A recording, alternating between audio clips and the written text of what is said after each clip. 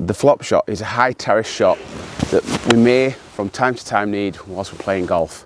In today's video, I'm going to take you through a step-by-step guide on how to successfully play the flop shot.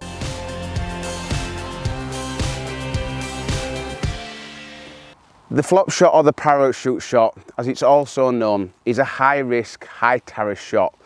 And if you have the option to play a different shot that would come off more successful more times than not, I would always advent that one and err towards that one, because this one, I have done it myself, and I've also seen other people do it where you've thinned it through the green, or you've not hit it hard enough and the golf ball lands short of its intended target.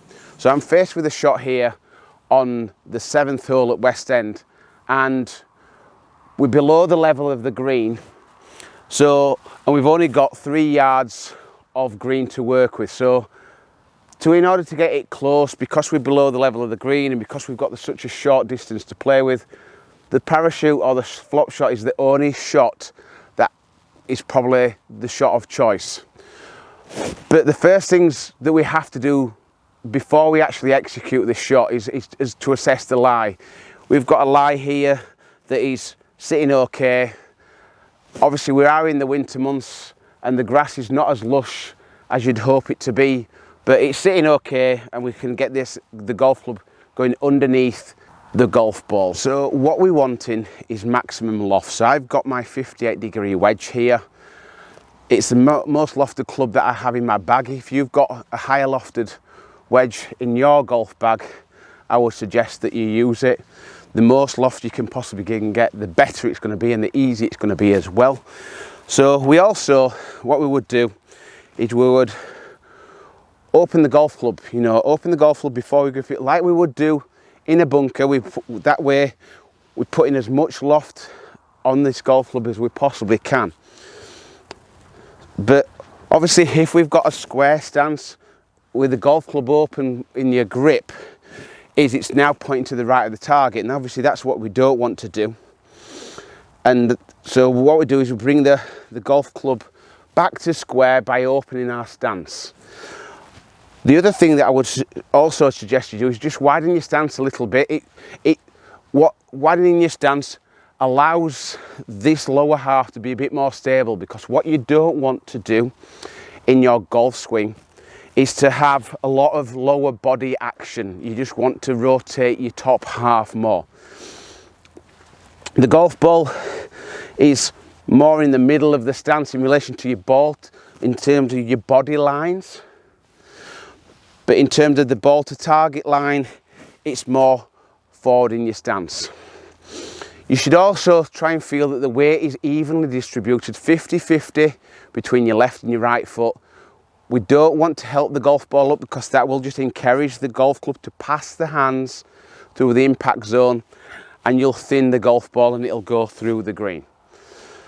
If you do favour your left, that's not a problem, because we do want to feel that the strike is a little bit down into the golf ball. So we've opened our stance, we've club faces on target. Now when we set up, we just want to feel that the hands are a little bit lower. This lower plane also encourages that golf club to get more loft on it, but also it encourages you to have a more flatter, more rounded path through the golf ball that will allow you to keep that golf club pointing to the sky, because that's what we're wanting to do through the impact zone. We're wanting to commit to it, and what you want to do is, as you're coming through the ball, you're feeling that golf club is staying pointing to the sky as long as possible through that impact zone, and you're not wanting that golf club to rotate over with your hands.